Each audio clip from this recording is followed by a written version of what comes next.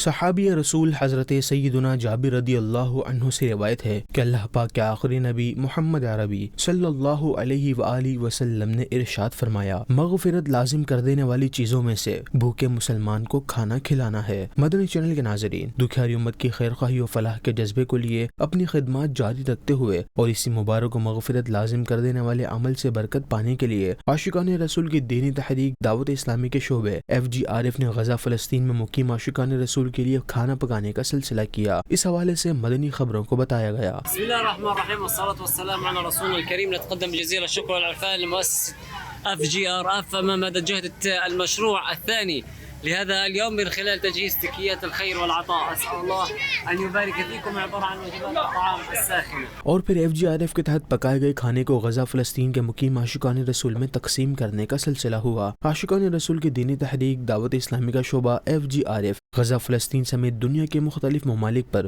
دکھیاری امت کی خیر خواہی اور امدادی کاموں کو جاری رکھتے ہوئے کھانے و پانی اور خشک سبزیوں سمیت دیگر اشیاء ضروریہ کی تقسیم کرتا رہتا ہے۔ مدنی چینل کے ناظرین، آپ بھی دعوت اسلامی کے تحت دینی کاموں میں پیش رہتے ہوئے دین متین کی خدمت میں اپنا حصہ شامل کیجیے۔